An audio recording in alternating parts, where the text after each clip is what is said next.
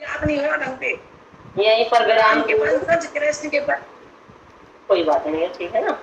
भजना को यहीं पर विराम देते हुए, क्योंकि समय हो चुका है हमारा अब कुछ सुनने का। और आज हमारे साथ में बहुत ही सुंदर विषय को लेकर के जुड़ी हुई है हमारी विदुषी बहन सुरुचि आर्या जी, जो कि बचपन से ही वैदिक संस्कृति में पली बड़ी हैं। उनकी परवरिश ही इस प्रकार से हुई है कि उनमें जो वैदिक धर्म है उनकी रग रग में समाया हुआ है, और उनका यही प्रयास रहता है कि मैं किस तरह इस वेदवाणी को, वैदिक धर्म को जन जन तक पहुंचा पाऊं, इनके विचारों को किस तरह से मैं लोगों तक पहुंचा पाऊं, किस तरह का उनका प्रयास रहता है। तो ऐसे ही आज विषय को लेकर के हमारे साथ में उपस्थित हुई है हमारी विदुषी बहन सुरुचि आर्या जी। आइए हम सब सुनते हैं उनको और लाभ लेते हैं। वैसे आप सहारनपुर से हैं, लेकिन फिलहाल 8-10 सालों से ही पुणे में आपका निवास स्थान है, तो मैं आपका हार्दिक स्वागत करती हूँ, अभिनंदन करती हूँ हमारी पूरी महिला मंडल टीम की ओर से। आप आए और अपने विचारों से हम सभी के लिए लाभान्वित करें। सुरुचि आ गया। धन्यवाद सुधा जी। सर्वप्रथम हम आँख बंद करके मंत्रोच्चारण करेंगे। ओम विश्वानि देव सवितर्दुरितानि परासुव यद्भद्रं तन्नयासुव। तू सर्वेश सकल सुखदाता शुद्ध स्वरूप विधाता है, उसके कष्ट नष्ट हो जाते तेरी शरण जो आता है। सारे दुर्गुण दुर्व्यसन से हमको नाथ बचा लीजिए, मंगल में गुण कर्म पदार्थ प्रेम बंधु हमको दीजिए, प्रेम सिंधु हमको दीजिए। आदरणीय सुधा मित्तल जी, आपका बहुत बहुत धन्यवाद मुझे आज इस ऑनलाइन सत्संग में जुड़ने का अवसर आपने मुझे दिया, उसके लिए मैं आपकी बहुत बहुत आभारी हूँ। ऑनलाइन सत्संग में जुड़ने वाले सभी माताओं को, मातृशक्ति बहनों को मेरा सादर प्रणाम। आज मैं आपके समक्ष हूँ और आप मुझे सुनने के लिए यहाँ हैं, उसके लिए मैं आपका धन्यवाद करती हूँ। और अभी तक जितने भी भजन मैंने सुने वो सच में मुझे मेरे बचपन में ही वापस ले गए। इतने सुंदर भजन आप लोगों ने मुझे सुनाए, पूरा का पूरा समय कैसे निकल गया पता ही नहीं चला। उसके लिए बहुत बहुत धन्यवाद आप सभी का। ये जो टेक्नोलॉजी का आप सब मिलकर के जो इस्तेमाल कर रहे हैं, इससे अच्छा यूज़ कुछ हो ही नहीं सकता। पहले तो सत्संग हुआ करते थे, हम जाया करते थे हर हफ्ते, 15 दिन में होते ही रहते थे। अब वो कल्चर ज़रा अभी देखने में नहीं मिलता है, लेकिन आपने उसका भी एक तरीका निकाल लिया है। इससे अच्छा तो कुछ और हो ही नहीं सकता। मुझे लगता है मैं किट्टी पार्टी से बहुत दूर रहती हूँ, लेकिन अगर किट्टी पार्टी ऐसे सत्संग वाली हो तो इससे तो अच्छा और कुछ भी नहीं है। तो जितनी भी शहरों की दूरियां हैं वो आप सब ने ख़त्म कर दी है। हम लोग अलग अलग जगह से भारतवर्ष के आज जुड़े हुए हैं, और ये साबित हो रहा है आपके इस प्रयास से कि सत्संग को हम कभी ख़त्म नहीं होने देंगे। तो उसके लिए आप सभी को, जो भी उपस्थित हैं, जो आते रहते हैं, उन सभी को ढेरों बधाई। वैसे तो मैं कोई विद्वान या वक्ता बहुत बड़ी नहीं हूँ, आप सबसे छोटी हूँ और अभी अनुभव भी मेरा बहुत कम है, किंतु आज मैं एक दो विचार आपके सामने प्रस्तुत करूँगी। मुझे ये आशा है कि आप भी मेरी ही तरह थोड़ा सा उस चीज़ को देखते होंगे अपने आसपास। और मेरा हृदय बहुत वेदना से भरा है इन 2-3 चीज़ों को लेकर। वैसे तो हमारे समाज में बहुत सारी कुरीतियाँ हैं, आप अपने आसपास देखते ही होंगे, लेकिन मेरे अनुभव में जो 2 सबसे बड़ी कुरीति आज के समाज में आई हैं, आज मैं वो आप सभी के साथ साझा करूँगी। अगर आपको लगता है कि मैंने कुछ ठीक कहा तो आप मुझे बताइएगा, और अगर लगता है कि कहीं मुझसे कोई त्रुटि हो गई या मैं कुछ भूल गई हूँ तो आप वो भी मुझे अंत में बता सकते हैं। तो वैसे तो मैं एक बास्केटबॉल प्लेयर हूँ और कोचिंग भी देती हूँ, लेकिन साथ ही में मैं एक मनोवैज्ञानिक की तरह भी काम करती हूँ। और स्त्रियों की समस्याएं जितनी भी रहती हैं जैसे कि वो अपने परिवार वालों से नहीं बता पाती हैं, दोस्तों से नहीं बता पाती हैं, माँ बाप से भी नहीं बता पाती हैं। कुछ बातें हमारे घर परिवार की ऐसी होती हैं कि उन्हें समझ नहीं आता है कि वो किससे बात करें। तो मैं वो ऑनलाइन सेशन लेती हूँ या कॉल लेती हूँ, तो फिर उनकी समस्या का हम समाधान करने की कोशिश करते हैं। साथ ही में बच्चों के भी साथ में जुड़ी हुई हूँ। तो कुल मिलाकर के बात ऐसी है कि मेरे प्रोफेशन में और आर्य समाज के अनुभव के साथ मैंने कुछ इस समाज में एक दो चीज़ें जो हैं वो मैंने नोटिस की हैं कि ये जो दो कुरीतियाँ हैं ये हमारे समाज को अंदर से यानी कि जड़ों तक से खा रही हैं। और हमारी जड़ क्या होता है? हमारा परिवार। और जब कुरीतियाँ समाज से उठ करके हमारे परिवार में आ जाती हैं तो फिर हमारे परिवार का भविष्य थोड़ा सा जो है कि गर्त में जाने लगता है और थोड़ा सा संकट उसके ऊपर आने लगता है। तो ये दो समस्याएं मैं आपके सामने रखूंगी। पहली है मांसाहार और दूसरी है हमारी परवरिश यानी कि पेरेंटिंग, जो बच्चों को आजकल माता पिता से मिल रही है। मांसाहार के बारे में आप सभी जानते हैं कि कैसे पीढ़ी दर पीढ़ी, अगर पिछले 10 से 20 सालों को उठा करके देखा जाए या पिछले हमारे एक पीढ़ी पीछे जाया जाए तो किस तरीके से मांसाहार ने हमारे परिवारों में अपनी जो है जड़ें पसार ली हैं और किस तरीके से वो आया है। तो मांसाहार के बारे में आज हम बात नहीं करेंगे, आज हम दूसरी समस्या के बारे में बात करेंगे। मैंने आपसे कहा कि मैं महिलाओं के और बच्चों के बहुत पास में रह कर के उनकी समस्याएं सुनती हूँ और मैंने ये महसूस किया है कि आजकल की हमारी जो पेरेंटिंग है यानी कि आजकल की जो हमारी परवरिश है उसका स्तर बहुत ही नीचे चला गया है। ये बात आप सभी ने भी देखी होगी। आप सब मुझसे बड़े हैं, आपको मुझसे ज़्यादा अनुभव है, माताएं हैं सब, कि आपने जो परवरिश अपने बच्चों को दी थी और आजकल की परवरिश में और स्कूली शिक्षा में कितना फ़र्क है।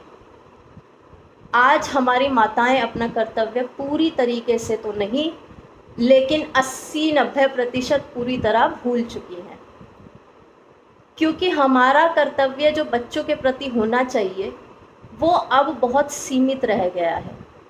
वेद में एक मंत्र आता है, माता निर्माता भवति। तो माता सिर्फ जन्म देने का तक का ही हमारा कर्तव्य नहीं है, माता का कर्तव्य निर्माता होना भी है। और अब हम निर्माता नहीं रहे। कैसे नहीं रहे? आप कहेंगे कि हम तो अपने बच्चे को बहुत अच्छे से पालते हैं, बहुत अच्छे से उसके खाने पीने का ध्यान रखते हैं, समय का ध्यान रखते हैं, वो किस टाइम पे क्या खाएगा, स्कूल जाएगा, स्कूल से वापस आएगा, वो कितने नंबर लेकर के आ रहा है, कितना वो पढ़ाई में पढ़ रहा है, और हम उसका अच्छे से कॉलेज में एडमिशन करा देते हैं और फिर बड़ा कर देते हैं, बड़ा कर करके शादी कर देते हैं, शादी के बाद उसके बच्चे भी संभालते हैं। इससे बड़ा कर्तव्य हमारा और क्या होगा। किंतु हम ये बात भूल जाते हैं कि बच्चा 15 साल की आयु तक सबसे ज़्यादा सीखने वाला होता है और 15 साल की आयु तक आप उसे जो भी सिखा देंगे वो सीख जाएगा। जैसे कि कुम्हार एक घड़ा बनाता है और कच्चा घड़ा होता है, तब आप उसको कैसी भी शेप दे दीजिए, जैसा मर्जी आप उसको सुंदर बना दीजिए, सुराही बना दीजिए, घड़ा बना दीजिए, जैसा चाहे वैसा बर्तन वो बना सकता है। लेकिन एक बार जब घड़ा पक गया तो फिर उसमें कोई सुधार की गुंजाइश नहीं रहती है। ठीक उसी प्रकार से 15 साल के बाद जब आपका बच्चा पूरी तरीके से बन चुका होता है, शरीर से तो नहीं किंतु यहाँ मानसिक रूप से उसकी जो संस्कार हैं वो पूरे के पूरे बन चुके होते हैं, उसके बाद आप उसको जैसा मर्जी चाहे वैसा ऊपर से तो सजा सकते हैं। जैसे हमारे करवा चौथ के करवे आते हैं बहुत सुंदर सुंदर, किसी पे गोटा लगा होता है, किसी पे शीशे लगे होते हैं, बहुत सुंदर सुंदर हम लेके आते हैं छाट करके। तो हम उसको सजा सवार सकते हैं, उसको पॉलिश कर सकते हैं, उसको अभी तक जो सिखाया है आपने, किंतु उसकी शेप जो बेसिक संस्कार हैं वो नहीं बदलते और वो बदल भी नहीं सकते एक बार सूखने के बाद। एक बार जो रंग चढ़ गया तो चढ़ गया, आप ऊपर से उसे जितना मर्जी सजा लीजिए। तो कहने का तात्पर्य यह है, आजकल की माताएं जो हमारी हैं, मैं उनको थोड़ा सा चेतनामान करना चाहती हूँ, थोड़ा जगाना चाहती हूँ कि मात्र ट्यूशन की फ़ीस और स्कूल की फ़ीस दे देने से ही आपका बच्चा संस्कारी नहीं बनेगा। हमारे संस्कार होते हैं, एक संस्कार होते हैं जो हमारे पिछले जन्म के आते हैं, एक संस्कार होते हैं जो वो माता पिता से पाता है और एक संस्कार वो समाज से लेता है।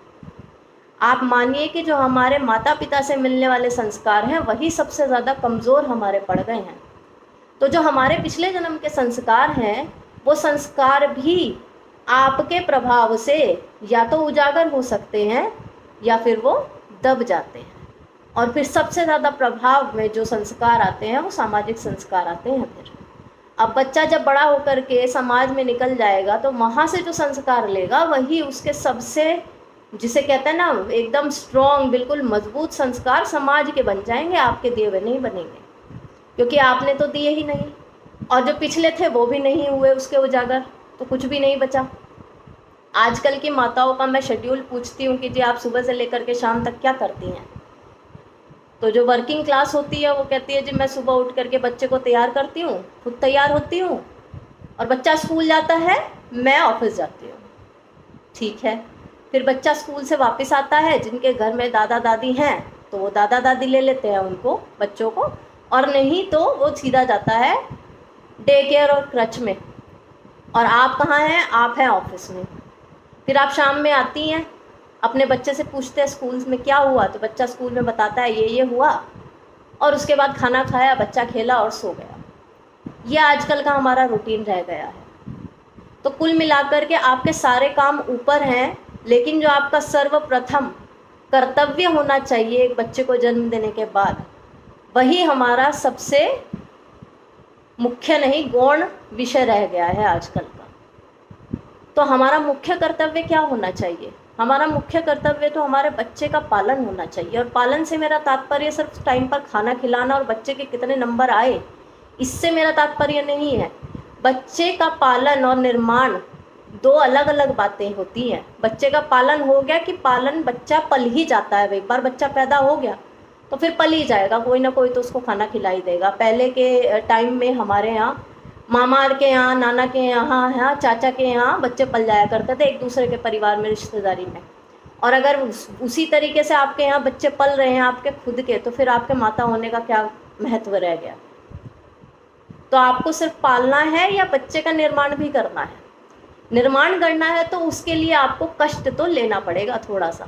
सिर्फ 9 महीने अंदर रखने के बाद उसको उतना कष्ट लेने से काम नहीं चलने वाला है, क्योंकि हमारी जिम्मेदारी है एक अच्छा नागरिक इस समाज में देने के। और उसके लिए आपको कष्ट तब तक लेना पड़ेगा जब तक कि वो घड़ा पक्का नहीं बन जाए। आपको उसके साथ मेहनत करनी है। और शिक्षा 2 प्रकार की होती हैं, एक है शिक्षा भौतिक शिक्षा, दूसरी आध्यात्मिक शिक्षा।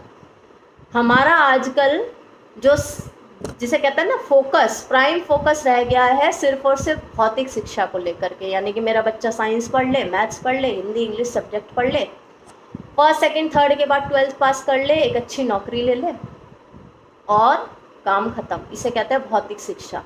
भौतिक शिक्षा तभी तक कारगर है जब तक हमें पैसा कमाना है।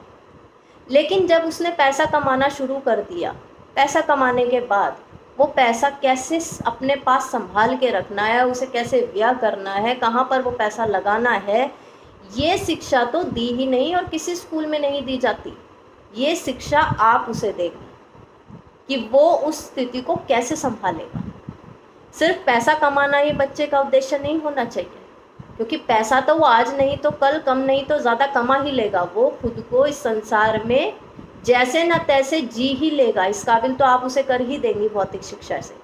लेकिन उसके बाद वो बच्चा कैसे वो पैसे को धर्म कर्म में लगाएगा, सही जगह लगाएगा, 2 नंबर का तो नहीं कमाएगा, कहीं और जगह जाके व्यय तो नहीं करेगा, ये जिम्मेदारी आपकी है। और ये आप उसको पैसा कमाने से पहले बताएंगी, पैसा कमाने के बाद नहीं, क्योंकि तब तो उसको समझ ही नहीं आएगा।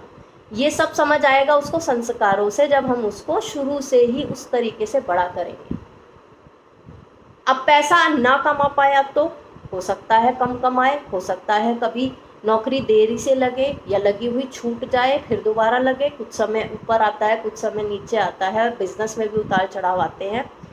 उस अपने समय को वो कैसे संभालेगा जब दुख आता है, कष्ट आता है, क्योंकि हमने एक बार अगर जीवात्मा ने जन्म ले लिया तो सुख और सुख तो रहेगा नहीं, दुख भी आएंगे।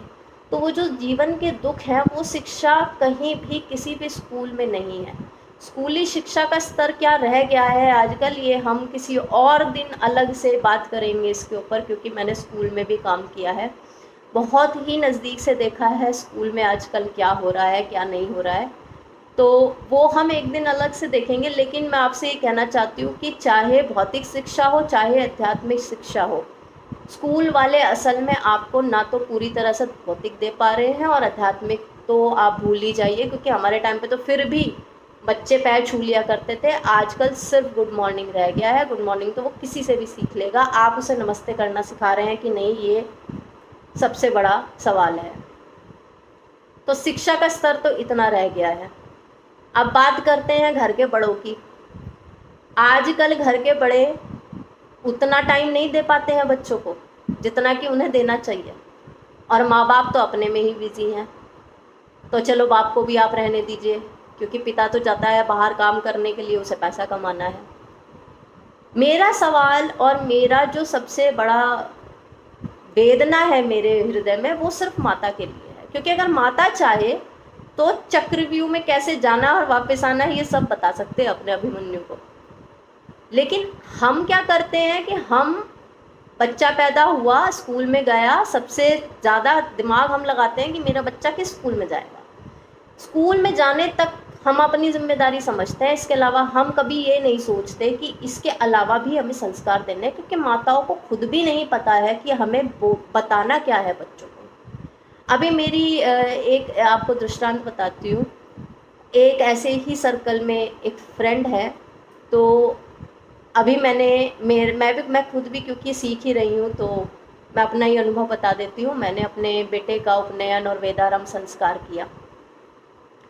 तो जब मैंने फ़ोटो डाले तो मेरे पास मैसेज आया उस फ्रेंड का कि ये तुम, अधृत नाम है उसका, तो अधृत को पंडित बना करके कहाँ भेज रही हो। तो मैंने बोला पंडित बना करके कहीं नहीं भेज रही हूँ, संस्कार हुआ है उसका। तो उसने बोला उपनयन संस्कार क्या होता है। मतलब मैं ये समझती हूँ कि अगर आप हिंदू हैं, इतना तो आजकल मुस्लिमों को भी पता है कि हिंदू ब्राह्मण या हिंदू जो सनातनी है वो जनेऊ धारण करता है, और हमारी एक हिंदू बहनी मुझसे पूछ रही है कि उपनयन संस्कार क्या होता है, और वेदारंभ तो भूल ही जाइए आप। तो मुझे इतना आश्चर्य हुआ और मुझे बड़ा दुख भी हुआ कि आज एक माता मुझसे पूछ रही है कि उपनयन संस्कार क्या होता है, और ये मुझे नहीं पता है। मैंने उसे बोला 16 संस्कार होता है, तो बोलती 16 संस्कार में से मुझे एक भी नहीं पता है, कभी समय मिला तो बताना। तो बड़ा आश्चर्य ये होता है कि उपनयन संस्कार तक भी अगर हमारी माताओं को नहीं पता है तो हम किस ओर जा रहे हैं, ये बड़ा सोचने का विषय है।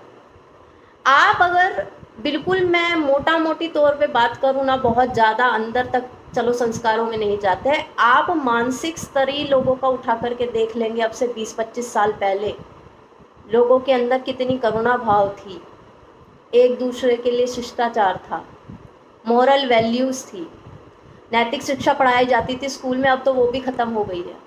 हमारे बच्चे एक दूसरे से प्यार से बात करने के लिए राज़ी नहीं हैं। उन्हें ये शिष्टाचार नहीं पता है कि सामने कोई बड़ा खड़ा है तो हमें नहीं बैठना है। ये बहुत छोटी छोटी व्यवहार वाली बातें हैं।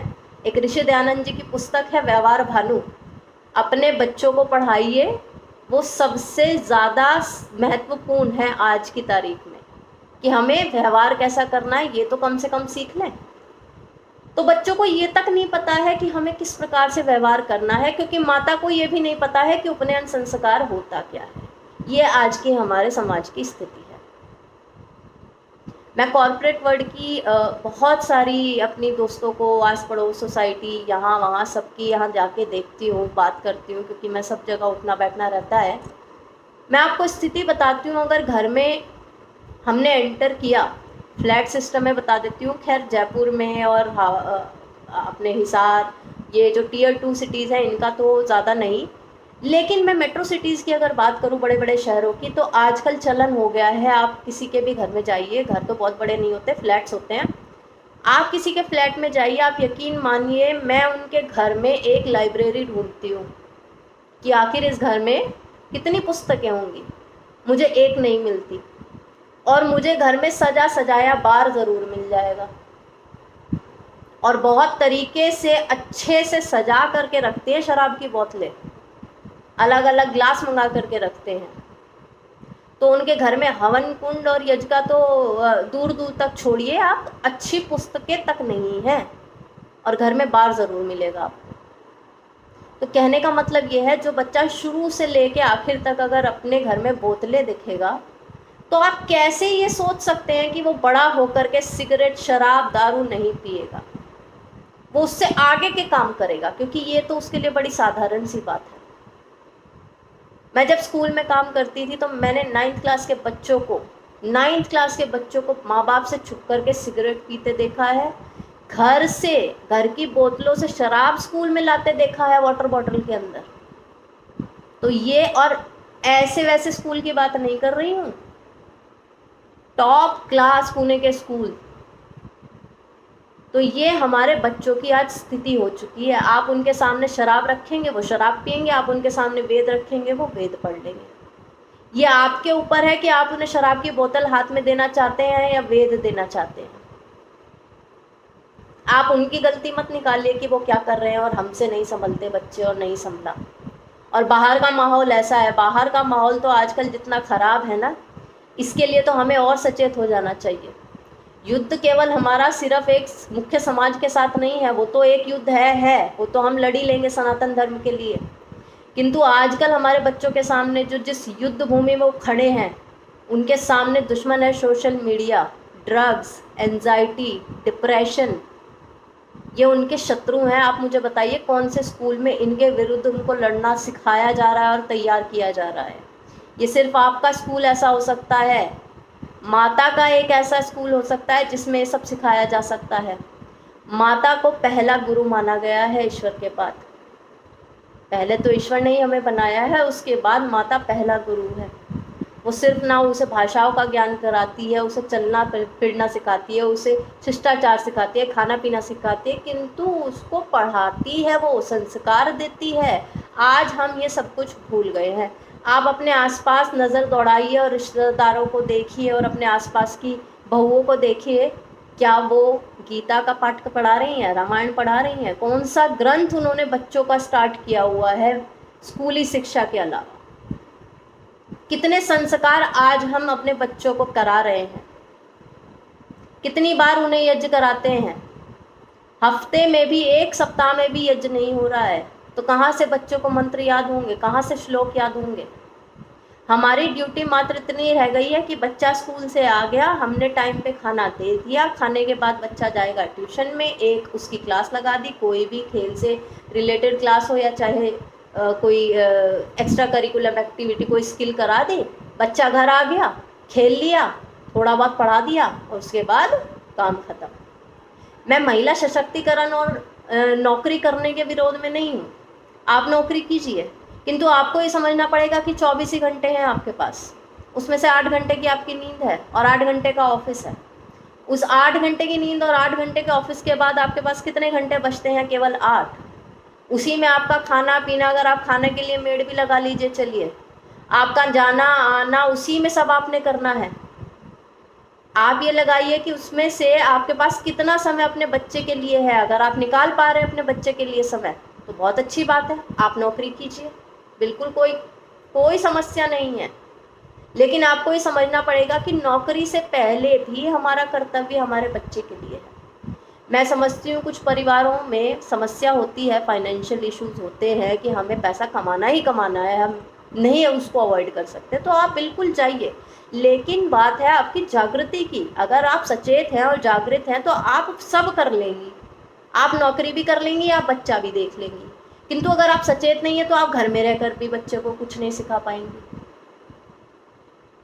समस्या वो नहीं है कि आप नौकरी कर रही हैं, समस्या ये है कि हम जाग कर भी सोए हुए हैं। तो हमें वो उठना है, जागना है, सोना नहीं है, ये समस्या है। फिर यही बच्चे जब धीरे धीरे बड़े होते हैं, 15 साल के बाद आपकी बात नहीं सुनते हैं, फिर आपको लगता है कि मेरा बच्चा कैसे बिगड़ गया, ये तो बिगड़ना ही नहीं था क्योंकि मैं इसकी माँ हूँ। सिर्फ इतना कह देने से काम नहीं चलेगा।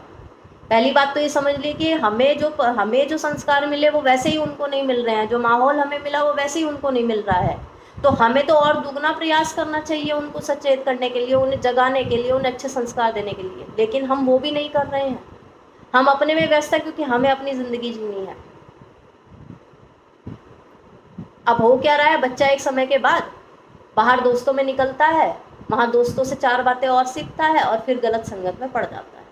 4 बुरे लोगों के साथ बैठ करके यकीन मानिए आप 5वें बनेंगे, और यही उल्टा है। 4 अच्छे लोगों के साथ बैठ करके आप 5वें अच्छे बन जाएंगे। लेकिन बताएगा कौन कि संगत कैसी होनी चाहिए? नैतिक शिक्षा की किताबें ख़त्म हो गई हैं, कोई पढ़ाने को तैयार नहीं है। रीडिंग हैबिट हमारे बच्चों की बिल्कुल ख़त्म हो गई है। उन्हें सिलेबस का पढ़ना ही इतना मुश्किल लगता है कि ये स्कूल का पढ़ लें, हम इसके अलावा हम क्या पढ़ेंगे।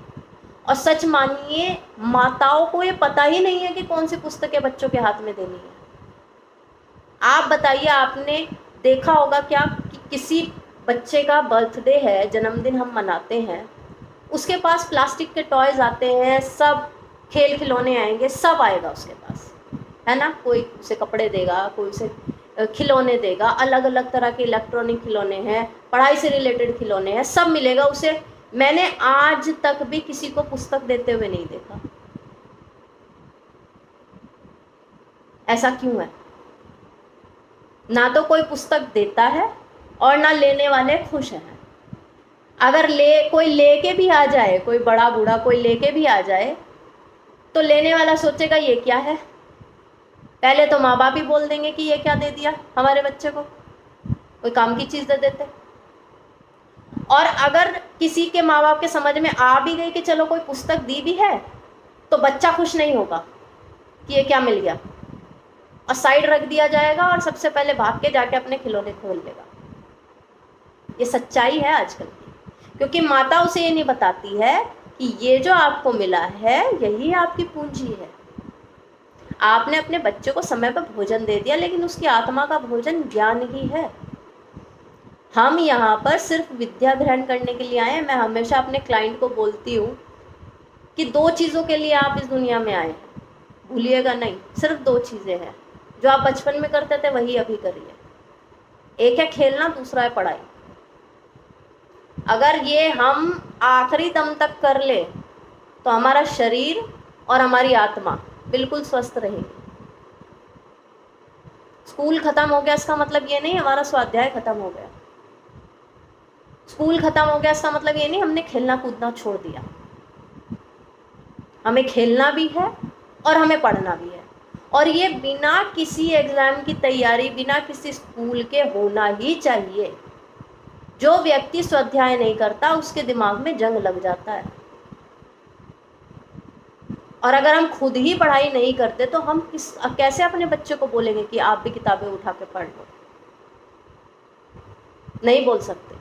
बच्चा आपकी सिखाई हुई बात भी सीखता है और आपको देख करके सबसे ज़्यादा सीखता है कि आप क्या कर रहे हैं।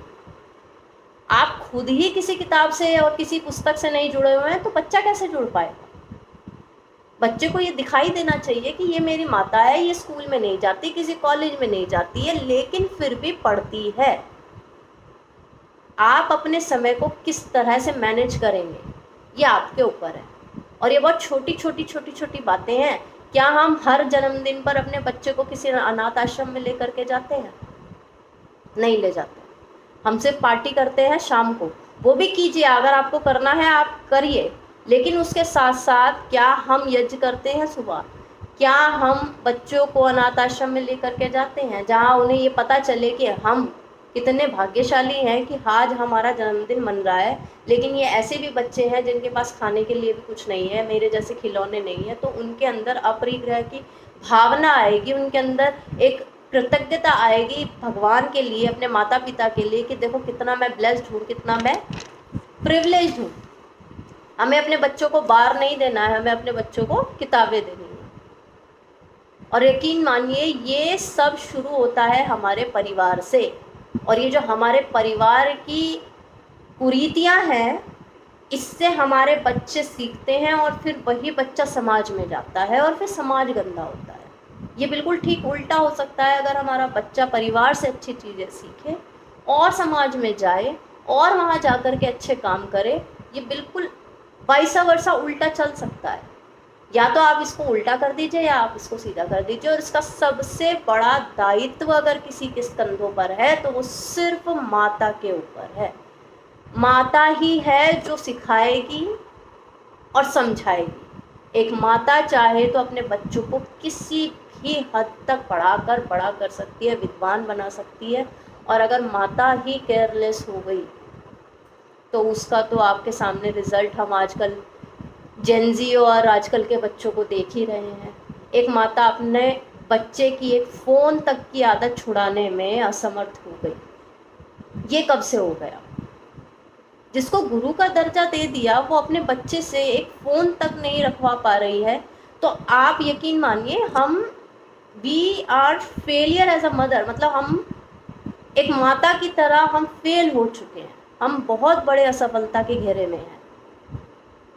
कैसे आपका बच्चा बाहर मार्केट में जाने के बाद, मॉल में जाने के बाद आपकी बातें नहीं सुनता? कैसे वो वहीं किसी चीज़ के लिए इतनी ज़िद कर बैठता है? ये हमें देखना है कि हम अपने बच्चे को कितना, तो हमें उसे प्यार और दुलार करना है और कितनी उसके ऊपर शक्ति दिखानी है। महर्षि दयानंद ने बड़ा अच्छा एक ग्रंथ लिखा है, सत्यार्थ प्रकाश, आप सभी को पता ही होगा और आप सबने पढ़ा होगा, मेरा विश्वास है। उन्होंने द्वितीय समोल्लास में ये लिखा है कि आप अपने बच्चों पर सख्ती रखिए। 15-17 साल तक आप अपने बच्चों पर नकेल कस के रखिए, क्योंकि यही ज़रूरी है। और आजकल का चलन आप देख रहे होंगे, ये जो हमारी एक जनरेशन पीछे के माँ बाप थे, इन्होंने बड़ा सहा, सबका सहा, किंतु अब उन्हें लगता है कि नहीं, अब मेरा बच्चा ये नहीं सहेगा। ये जो 90s के माँ बाप हैं, इन्हें लगता है कि नहीं, अब मेरा बच्चा मेरा दोस्त है, हम अपने बच्चे के फ्रेंड बनेंगे। मैं इसके बिल्कुल विरुद्ध हूँ। मुझे आपका नहीं पता, किंतु मैं विरुद्ध हूँ इसके। एक एज तक आप अपने बच्चे के दोस्त ना बनिए, उसी में ही उसकी भलाई है। पहली गलती तो ये कि हम अपने बच्चों को गुरुकुलों में नहीं भेज रहे हैं। दूसरी गलती ये कि जो आप घर में रह करके उसे सिखा पाते, आप उसके दोस्त बन गए। एक माता पिता कभी भी बच्चे के दोस्त नहीं बन सकते एक एज तक, कम से कम 25 वर्ष तक। उसके बाद आप अपने बच्चे से साझा कर सकते हैं बातें, क्योंकि वो अब बड़ा हो गया है। किंतु उससे पहले आप उसके दोस्त कैसे हो गए? मित्र तो आप हो ही नहीं सकते। मित्र तो उसे बाहर भी हज़ारों मिल जाएंगे, जितना मर्जी वो चाहे उतने मित्र बनाए। क्या माँ बाप बाहर मिल जाएंगे समाज में? माँ बाप तो एक ही होते हैं, एक ही माता होती है, एक ही पिता होते हैं। आप कैसे दोस्त बन गए उसके? तो दोस्त हम नहीं हैं, हम माँ बाप ही हैं। और माँ बाप रहेंगे तभी बच्चे सही चलेंगे। दोस्त एक एज के बाद आप बन सकते हैं, किंतु ये जो एज है उनके निर्माण की, इसमें दोस्त आप ना बने तो ही अच्छा है। थोड़ी सी सख्ती से अगर बच्चा सही दिशा में चलता है तो हमें वो चलाना ही पड़ेगा, क्योंकि ये आपका कर्तव्य है। वो आपके पराधीन है, आपके अधीन होकर के वो इस दुनिया में आया है। इस दुनिया में वो कैसे एक अच्छा नागरिक बनेगा, इसकी जिम्मेदारी कोई रिश्तेदार या मित्र नहीं लेने वाला है। और दोस्त तो आते जाते रहते हैं, किंतु माँ बाप आते जाते नहीं रहते। तो ये जो 2-3 धारणाएं हैं ना कि अच्छा अब मेरा बच्चा बड़ा होने लगा है, टीन एज में आ गया है 17-18 का। आजकल के पिता भी मैंने देखे हैं कि घर में बार है, चलो अब मैं अपने बच्चे के साथ पीऊँगा, ये तो मेरा सपना था। मतलब मुझे देख के इतना तरस उनके ऊपर आता है कि आपका सपना मात्र इतना है कि मेरा बच्चा थोड़ा बड़ा होगा और मैं उसके साथ बैठ कर के शराब पीऊँगा। ये आपका सपना है। और फिर आप कहते हैं कि ये जनरेशन बाय जनरेशन ये चीज़ें आगे नहीं जाएंगी। आपके बच्चे ने तो एक एज कर भी ली पार, उसके बच्चे आगे क्या करेंगे? वो और जल्दी बड़े होंगे, वो और जल्दी शराब पिएंगे, वो और जल्दी सिगरेट पिएंगे। अगर हमने संस्कार का बीज बोया ही नहीं तो हम ये कैसे उम्मीद कर सकते हैं कि कल की तारीख में वो वृक्ष बनेगा? मान करके चलिए आज हमने कोई संस्कार दिए ही नहीं और कल आपके बच्चे के अंदर नहीं आए वो संस्कार, तो हम ये सवाल नहीं पूछ सकते कि आप अच्छे क्यों नहीं बने बेटा। आप नहीं पूछने के हकदार हैं कुछ, क्योंकि बीज तो हमने डाला ही नहीं। कल को किसका बच्चे कैसे निकलेंगे, किस स्थिति में रहेंगे, क्या उनके ऊपर संगत का असर होगा, ये एक दूसरा विषय है। किंतु आपका कर्तव्य है कि आप वो बीज डालें ताकि कल को अगर कभी उसे समझ आता भी है तो उसे समझ आएगा तो कि मेरी माँ ने कुछ सिखाया था।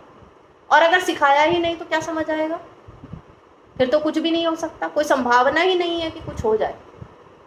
संभावना तभी होगी जब हम आज से उसके अंदर वो बीज डालेंगे। और बीज कब डालेंगे? बीज अभी डालना पड़ेगा, जब से आपका बच्चा थोड़ा थोड़ा 3 साल से ऊपर जब आने लगता है, तब से लगा कर के 17 साल तक आप पूरे उसके संस्कार एकदम मजबूती से अगर हमने बना दिए तो वो बच्चा कहीं भी हार नहीं मानेगा। मेरे जीवन में इतने कष्ट आए, इतना सब कुछ आया, किंतु अगर मुझे किसी चीज़ ने बचाया है तो वो सनातन धर्म के संस्कारों ने ही बचाया है। मैं आपको बताती हूँ, बहुत सारी औरतें बात करती हैं जब, हर एक की किसी ना किसी उम्र में, चाहे वो जल्दी हो चाहे वो देर से हो, वैसे प्राय महिलाएं ज़्यादा ईश्वर की तरफ झुकी हुई होती हैं क्योंकि कोमल हृदय है और ईश्वर से ज़्यादा आसक्ति रहती है, तो जल्दी ही जुड़ जाती है, जबकि पुरुष नहीं जुड़ पाते। तो हर किसी, कहने का मतलब यह है, हर किसी की एज में वो एक टाइम आता है जब कुछ अच्छा नहीं लगता और हम सब कर चुके होते हैं और फिर वापस से अपनी जड़ों की तरफ लौटते हैं। और मैं बोल रही हूँ कि जड़ों की तरफ लौटना ही है तो थोड़ा पहले लौट जाओ। वो लौटेंगे कब? जब संस्कार होंगे। तो यही मेरा आज का विषय था। समय भी समाप्ति की ओर है, तो आज मेरा ये विषय था कि आप थोड़ा सा जागिए और जगाइए। आप सब मुझसे बड़े हैं, ये सारी बातें आपको पहले से ही विदित है, सब कुछ आपको पहले से पता है। बस इतनी सी विनती है कि जो आप अपने आसपास थोड़ा बहुत भी अगर देखते हैं तो उनको ज़रा टोकिए, थोड़ा सा विचारों को, जिसे कहते हैं ना, हिलाने की और जगाने की ज़रूरत पड़ती है। आप अपने आसपास अगर किसी को देखते हैं, किसी माता को, तो थोड़ा सा उन्हें बताइए कि आप अपने बच्चों को स्कूली शिक्षा के अलावा भी आप संस्कार दीजिए, क्योंकि यही है जो मूल है। और ये मूल तभी बड़ा होगा, वृक्ष तभी बनेगा जब हम इसको पानी देंगे। तो ये पानी, संस्कार रूपी पानी, हमें अपने बच्चों के जीवन में डालना है और पूरी के पूरे उनके संस्कार इतने सुदृढ़ कर देने हैं ताकि वो इस समाज को, अपने परिवार को लाभ दे सके। आज एक बच्ची ने बड़ा अच्छा बोला, ज्योत्सना शायद नाम है, तो जानविका मित्तल, बहुत अच्छा लगा मुझे कि उनके माँ बाप वो बड़े सौभाग्यशाली घर में। महर्षि दयानंद ने लिखा है कि जिस बच्चे को उसके माता पिता संस्कार देते हैं तो वो बच्चा बहुत भाग्यशाली है कि उसका ऐसे परिवार में जन्म हुआ है। कि अगर माँ बाप, उनके माता पिता उन्हें कुछ अच्छा सिखा रहे हैं, कुछ मंत्र सिखा रहे हैं, अच्छे संस्कार दे रहे हैं, तो वो बच्चा, वो आत्मा बड़ा भाग्यशाली है। तो वो बहुत भाग्यशाली बच्ची है जिसे शुरुआत से ही आप इतने अच्छे संस्कार दे रहे हैं, मुझे बड़ा अच्छा लगा। और अगर सोचिए हमारे घर घर में ऐसे संस्कार आ गए और हमारे घर से बाहर की जगह लाइब्रेरी आ गई और किताबें और वेदों ने उनका स्थान ले लिया, तो हमारे बच्चे एक सुदृढ़ नागरिक और हिंदुत्व के लिए तैयार होंगे, सनातन वैदिक धर्म के लिए तैयार होंगे। इति ओम शांति। धन्यवाद आपका, बहुत बहुत बहुत धन्यवाद।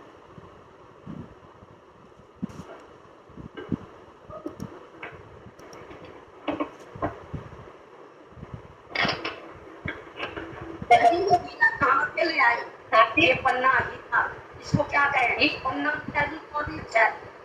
मैंने हीरा गलत कहा, बल्कि ये पन्ना है। ये पन्ना कहाँ से? दुनिया में बहुत पन्ने और हीरे छुपे पड़े हैं, और मैंने ये पन्ना आज ही देखा है। मैं प्रोग्राम देखती हूँ, आपको पता ही है, लेकिन मैंने ये आज ही सुना है। क्या है भेड़ी है ना, वाकई ये कोई पता नहीं किस माँ की जन्मी हुई है। मेरी उम्र 44 इस टाइम 84 साल की है, 84 प्लस है, लेकिन मैंने बहुत सुने हैं प्रोग्राम। लेकिन इस हीरे को, इस पन्ने को देख के ऐसा लगता है कि पता नहीं इस माँ को जिसने जन्म दिया होगा, जब इस माँ ने, तो उससे लगता है कि परमात्मा ने और कुछ बनाया होगा, इसी को बनाया होगा। सुधा जी सचमुच बहुत सुंदर वीडियो है। धन्यवाद। धन्यवाद आप सभी को। आप मेरी माताएं हैं, आप ऐसे आशीर्वाद बनाए रखें और हम एक अच्छी पीढ़ी को आगे लेकर के चलेंगे, यही प्रयास है बस। विदुषी बहन सुरुचि आर्य जी का मेरे पास वो शब्द नहीं है जिन शब्दों में धन्यवाद करूं, क्योंकि आज जो आपने विषय रखा, मुझे ये पुत्री मिली थी अभी यहाँ पे आर्य समाज में पुणे के में, इस संडे से पहले मिली थी, तो मेरी इनसे वार्ता हुई। तो जब मेरी आपस में वार्ता हुई तो मुझे लगा कि इनके मन में बड़ी पीड़ा है आज की जो पीढ़ी को देख करके, कि क्या बच्चे आज कहाँ जा रहे हैं। जो संस्कारों की जरूरत है बच्चों में वो संस्कार है नहीं है, सिर्फ बस पढ़ने में बच्चे लगे हुए हैं। वाकई के संस्कार के नाम पर जीरो है बच्चे। तो मैंने आपसे आग्रह किया, उस दिन निवेदन किया, तो आपने अपनी सहज स्वीकृति प्रदान की। मेरे लिए बहुत बड़ी बात है, इतने व्यस्त रहते हुए भी आपने अपने समय हमारे लिए निकाला, हम सबके लिए। तो मैं आपका हृदय से धन्यवाद करती हूँ, आभार व्यक्त करती हूँ। और जो आपके मन में पीड़ा है, वाकई में बिल्कुल आज के समाज को देखते हुए सच है कि आज बच्चे कहाँ जा रहे हैं। जब हम बाहर निकलते हैं तो जो शराब की दुकानें होती हैं उन पर देखते हैं सबसे ज्यादा यंग बच्चे खड़े रहते हैं। और यंग भी क्या कहूंगी मैं, मतलब इतने छोटे छोटे बच्चे भी उनमें होते हैं यहाँ के, यानी कि 10-12 साल के बच्चे भी मिल जाएंगे आपको शराब की दुकान पर खड़े हुए। और जब उन बच्चों को देखते हैं तो मन में बड़ी एक पीड़ा होती है कि माँ बाप इन बच्चों को इसीलिए पढ़ा रहे हैं क्या। घर से बाहर बच्चों को भेजा हुआ है। जयपुर में देखो तो या पुणे में देखो तो, जयपुर में भी जब हम बाहर निकलते हैं शराब की दुकान पर इतने बच्चों को जरा सी बारिश पड़ जाने तो फिर देखो क्या हाल होता है वहां पर। तो ये क्या बच्चे कहाँ जा रहे हैं हमारे। तो इस सबके जिम्मेदार, जैसे कि आपने बताया कि जो पहला गुरु होता है वो माँ ही होती है बच्चे की। माँ ने बच्चे को वो संस्कार नहीं दिए जो उसे देने चाहिए थे बचपन में, और जब बचपन में नहीं दिए वो बड़ा बच्चा हाथ से निकल गया, फिर कहते हैं कि हमारा बच्चा बिगड़ गया। तो बच्चा बिगड़ा कैसे? बच्चा बिगड़ा तो तभी तो हमने उसको पकड़ा नहीं बच्चे को। यदि हमने उस बच्चे को बचपन में पकड़ लिया होता तो निश्चित ही वो बच्चा हमारा संभल जाता। लेकिन आज सबसे बड़ी बात तो ये है कि वैसे ही टाइम नहीं माँ के पास में, और जो दूसरी रही सही कमी है वो मोबाइल पूरी कर देता है। एक मिनट, मोबाइल पूरी कर दे। मुझे मेरी आवाज आ रही है क्या? हाँ जी, आ रही है, सही आ रही है। हाँ जी, आ रही है। हम देखते हैं कि बस काम से फ्री हुई माताएं और मोबाइल को ऐसे हाथ में पकड़ेंगे कि जैसे क्या खो गया था कोई। बच्चा चाहे स्कूल से आ रहा है, वो बैठा रहेगा, बच्चा कपड़े खुद चेंज कर रहा है, लेकिन मोबाइल को लेकर के ऐसे पकड़ी हुई है जैसे कितनी जरूरी बातें हो रही हैं उस मोबाइल पर। तो मैं तो कहूंगी कि ये मोबाइल भी सबसे ज्यादा आज की दुनिया में बिगाड़ का कारण है। अभी कल की बात बताती हूँ मैं आपके लिए, हमारे घर की, कि हमारे घर में भी 4 साल की बच्ची है, मैं इसको सिखाती रहती हूँ कुछ ना कुछ। कल टीवी देख रही थी, तो टीवी पर एक मोमडन लड़की और बड़े अच्छे स्वर में गा रही थी, वो ला इल्ला इल्ला, बहुत ही प्यारा सा गा रही थी, एकदम मेरी नजर भी उसके ऊपर उठी। तो मैंने कहा ये क्या गा रही है ये लड़की, और ये बच्ची वो बार बार उसको रिपीट कर रही थी और बच्ची उसको देख रही थी। मैंने तुरंत बंद कर टीवी को। मैंने क्यों चलाया हुआ है ये? तो बोले क्या है दादी, तुम्हें क्या है? मैंने बंद करने के दूसरा चैनल लगाओ, इसको बंद करो। फिर मैंने आज देखा जब ये बच्ची खाना खा रही थी तो क्या बोलती है, ला इल्ला। मैंने सीख गई एक दिन नहीं। तो इतनी जल्दी असर बच्चों पर पड़ता है, देखो अच्छी और बुरी चीजों का। तो वही चीज अगर हम बच्चे के लिए अच्छी बताएंगे तो वो बच्चा क्यों नहीं करेगा उस चीज को। तो हम बच्चों के लिए ऐसा ही जैसे अपने घर में वेद मंत्र गूंजेंगे तो बच्चा चाहे सुने ना सुने, लेकिन उसके कानों में पड़ेगा तो वो अपने आप सीखेगा। किताबें, जैसा कि आपने बताया कि घर में धार्मिक पुस्तकों को रखें। जब धार्मिक पुस्तकें घर में होंगी नहीं तो बच्चे देखेंगे क्या? अगर होंगी तो कभी ना कभी तो बच्चे के मन में आएगा, वो उठा करके देखेगा इसमें है क्या है, मैं देखूं तो सही, ज्यादा पढ़ करके तो देखें इसमें क्या है। आज मैं अपनी ही बात बताती हूँ कि मेरी सासू माँ ने उस समय में वेद मंगवाए थे।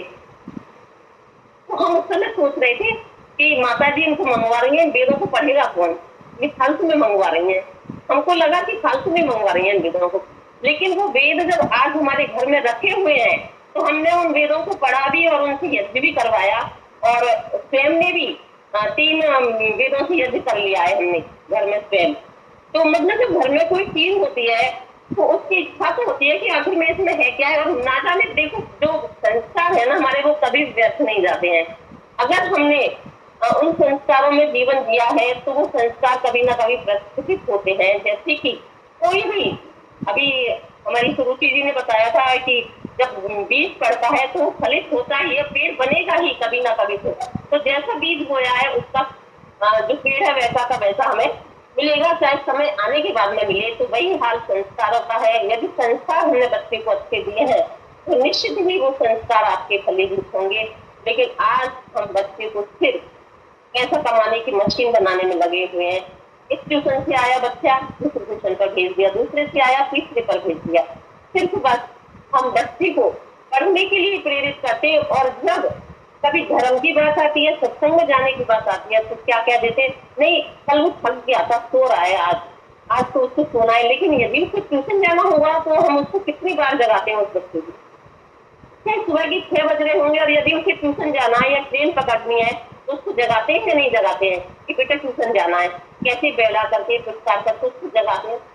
तो सत्संग के लिए क्यों नहीं प्रेरित करते कभी भी बच्चे कि आज संडे है, चलना है, कैसे भी करके रात को जल्दी सुलाओ बच्चों को, सुबह जबरदस्ती करके कुछ लालच दे करके कैसे भी लेकर के जाएंगे बच्चे को, आगे जाकर के उसमें वो ये संस्कार जरूर पड़ेंगे। कभी ना कभी तो उसके मन में आएगा कि मेरी माता जी मेरे को समाज में ले जाती थी, तो बड़ा होकर के कभी उसके मन में आएगा मैं जाकर तो देखूं हमारे समाज में आजकल क्या चल रहा है। यानी कि उसका संबंध तो रहेगा उस समाज से, लेकिन कभी वो समाज में गया ही नहीं है तो क्या उसका संबंध ही नहीं रहेगा समाज से। इसी प्रकार से हमारे बच्चे बढ़ते जा रहे हैं धार्मिक आध्यात्मिकता से। तो बहुत ही आज का आपका उद्बोधन कारगर दिख रहा। और जैसे उपनयन संस्कार के बारे में भी आपने बताया कि जानते नहीं लोग उपनयन संस्कार होता क्या है, क्योंकि परिपाटी खत्म हो गई है, कोई करवाता ही नहीं है। बहुत विरले लोग हैं जो करवाते हैं संस्कारों को। यानी कि अगर देखो, अगर संस्कार जैसे होते रहे, कोई बुलावा आए किसी के यहाँ से कि आज हमारे यहाँ पर संस्कार है, तो वो जाएंगी बहने तो देखेंगे तो सही कि हाँ क्या होता है उसमें संस्कार। तो मैं तो कहूँ ये संस्कार है जो होते रहने चाहिए, जिससे कि हम दूसरे के प्रेरणा स्रोत बने। और जैसा कि आपने कहा था कि आसपास की बहनों को भी हम जागृत करें। हर एक के मन में ये चीज होनी चाहिए, दूसरे के मन में ही ये चीज क्यों और किसी के मन में क्यों नहीं, हर किसी के मन में ये चीज पैदा होनी चाहिए कि मैं जहाँ कहीं भी गलती देख रही हूँ उस बच्चे का मैं सुधार करूँ।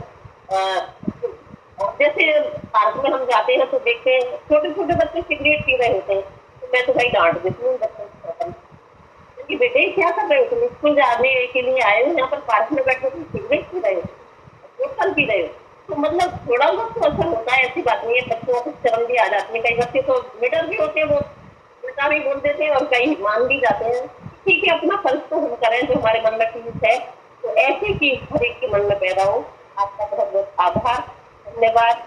और चाहूंगी कि आपका इसी प्रकार से प्यार मिलता रहेगा बहनों के लिए। दो शब्द में आशीर्वाद में कहना चाहूंगी, अगर सिर्फ 10-15-20 सेकंड का टाइम देते तो आशीर्वाद। एक मिनट आ गया हो तो माता जी बोलिए, आशीर्वाद तो दीजिए आप। दीजिए बेटी सुरुचि, हाँ जी। उसके लिए तो विशेष मेरे मन से पता नहीं क्या क्या उमड़ रहा है। कहते ना उल्टी आई अगर वो ना की जाए ना तो बेचैनी रहती है। तो मेरे को लगा कि जब तक इसको आशीर्वाद नहीं दूंगी तो मेरे मन में हलचल रहेगी। तो आपने आज्ञा दे दी, उसके लिए भी मैं आपका आभार प्रकट करती हूँ। सुधा जी, बेटी हर दीपक तेरी दहलीज पर जले। सुरुचि रानी मेरे लिए तो पोती के बराबर है। मैं अपनी उम्र को देख में तो पोती के बराबर लगती है मुझे। बेटी हर दीपक तेरी दहलीज पर जले, हर फूल तेरे आंगन में खिले, तेरी जिंदगी का हर पल इतना प्यारा कि हर खुशी तेरे साथ साथ चले, हर खुशी तेरे साथ साथ चले। और मैं कितना कहूँ उतना ही कम है। जब तुम आके खड़ी हुई तो मुझे ऐसा लगा शायद आज दिवाली है, और जब तुम आकर बैठ गई तो मुझे ऐसा लगा जैसे आज बसंत है। दिवाली क्यों लगी? क्योंकि काफी लोग जुड़े हुए थे, कितनों के दीपक जले होंगे, कितनों के अंदर उजाला हुआ होगा, ज्योति जली होगी। तो मेरे को लगा आज दिवाली है। जब ये आकर बैठ गई है तो मुझे लगा आज बसंत है, आज बसंत है। चारों तरफ बाहर ही बात लग रही थी, ऐसे लग रहा था कि हरियाली हरियाली है। और जब आके इन्होंने प्रार्थना प्रवचन शुरू किया और प्रवचन करके जाने को तैयार बैठी है, तो मुझे ऐसा लग रहा है जैसे शरद पूर्णिमा की जो होती है छटा जो है पूरी छटा बखेर कर ये हमारे ऊपर अमिट छाप छोड़कर जा रही है। तो इसके लिए जितना भी कहूँ उतना कम है। अरे बेटी क्या आंखें तूने, क्या बातें, क्या चेहरा तूने पाया है। मुझे तो ऐसा लगता है कि शायद 7वें आसमान से कोई फरिश्ता उतर के आया है, कोई फरिश्ता उतर के आया है। खुशी रहे बिटिया आपके जीवन में, गम न कोई आए, देने वाला खुशियां मेरे हिस्से की भी आपको दे जाए, आपको दे जाए। बहुत बहुत धन्यवाद। मैंने 20-30 सेकंड ले लिए, उसके लिए मैं आपका पुनः आभार प्रकट कर। दूसरा बेटी तो आप भी बेटी के बराबर ही गिनी जाती है, कुछ भी हो, कुछ तो छोटी है ही है उस हिसाब से, मेरे हिसाब से तो उस हिसाब से बेटी गिनी जाती है। तो आपका भी आभार प्रकट करती हूँ, धन्यवाद करती हूँ, आपने समय दिया। और फिर भी तब इनको जरूर इंजेक्शन एक लगा देना इंटरवीनस, कि हमारे को जरूर समय देना है जब भी इनको सुविधा हो। तो हम तो आप शामिल होते हैं हर एक जितने भी प्रोग्राम आते हैं। तो सबसे अच्छा काम तो ऑनलाइन है, क्योंकि हम लोग स्टिक के बगैर नहीं चल सकते इस टाइम। 3-4 साल से मैं बिना स्टिक के नहीं चल सकती, तो मेरे जैसे के लिए तो ये वरदान है ऑनलाइन जो प्रोग्राम है। तो इनके लिए जब भी इनको टाइम हो तो आप जरूर हमारे लिए बुलाना और हम जरूर शामिल होंगे। बेटी बहुत बहुत मेरा आशीर्वाद, जब तक बसे तब तक हंसे, खुश रहे बेटी, आबाद रहे, मेरे को तो कभी ना बिसरे, हमेशा हमेशा के लिए याद रहे, हमेशा हमेशा के लिए याद रहे। मुझे जोर से शीला हाँ माता जी को धन्यवाद। मुझे आशीर्वाद तो बहुत मिलते हैं माता जी, लेकिन ऐसा आशीर्वाद मुझे आज तक नहीं मिला। बहुत बहुत धन्यवाद। माताओं की छत्र छाया में बैठने का यही तो फायदा है ना। बिल्कुल बिल्कुल हमें बिल्कुल यही लाभ मिलता है, इसी लालच में तो हम बैठते हैं कि माताओं का आशीर्वाद मिलता है हमारे लिए, बिल्कुल। इसी लालच में हम बैठते हैं यहाँ पर। बहुत बहुत धन्यवाद। और मैं के अनुसार क्योंकि मेरे लिए रिश्ता कार्यक्रम की सूचना दे दीजिए। हाँ मेरे लिए रिश्ता हो ऊपर गाँव आने का का जो कार्यक्रम होता है, यदि सच कहूँ तो मेरे हिस्से का टोटा हो तुम, मतलब टोटा समझ गई होगी, मेरे हिस्से का टोटा हो तुम। और अंत में ये भी कहूंगी शायद पूरे वंश का एक अमृत भरा लोटा हो तुम, अमृत भरा लोटा हो। बहुत बहुत बहुत धन्यवाद। गंगा में जल बहुत है, गर्मी भरी ना जाए, भी बहुत है पर सारी कहीं ना जाए, तो यहीं पे विश्राम देती हूँ। बहुत बहुत आप कहना चाह रही हैं? हाँ जी, मैंने कहा कल का जो गुड़गांव का कार्यक्रम होता है हर मंगलवार, उसके लिए सूचना दे दीजिए 4 से 6 बजे तक। आप भी आशीर्वाद दे दीजिए। बहुत सुंदर शब्द थे, क्या कहूँ ना कहूँ। ये तो हम जैसे फिर भी पढ़े, ये तो छोटी जो हमारी बहू बेटियां हैं उनके सुनने के लिए था। पर हमारी बहू रानी आई है तो मैंने कहा तुम तो सोई हुई थी, अब देखो बहुत अच्छा तुम्हारे लिए हो रहा है। लेकिन कोशिश है, हमारी कोशिश नहीं, हमारे घर तो अपने बच्चों के टाइम से ही रविवार को हमारे घर ताला लगा होता है। हमारी वो 1.25 साल की बच्ची है, चाहे वो 3 महीने की थी चाहे आज 1.25 साल की हो गई है, हर सप्ताह हर रविवार को और हर बुधवार शाम को ये सब वहीं जाते हैं। रविवार तो जेंट्स भी साथ होते हैं, लेकिन ये बेटियां जाती हैं बुधवार के महिला सत्संग में भी बच्चों को साथ लेकर। बहुत सुंदर विचार आपने रखे, बहुत ही सुंदर है। आप धन्य हैं, आपके माता पिता तो इतने अच्छे संस्कार दिए। आपको जहाँ भी समय मिले अवश्य ही अपने मन की ये बात कहूँ या इसे पीड़ा कहूँ, अवश्य रखना और प्रयत्न करना कि ये आपके विचार सफलीभूत हों। अवश्य लोग अपनाएं, ऐसी सभाओं में अवश्य बोलना, ताकि ये भी एक कदम होगा उस ऋषि के ऋण से उरीन होने के लिए आपका, क्योंकि ऋषि के दिए हुए संस्कार आप फैलाने का प्रयत्न कर रही हैं। भगवान आपको लंबी आयु दे, सद्बुद्धि दे, इसी प्रकार आपकी वैदिक विचारधारा बनी रहे और उसे फैलाते हुए अपने जीवन को सफल बनाओ। बहुत बहुत धन्यवाद, बहुत बहुत आशीर्वाद बेटा।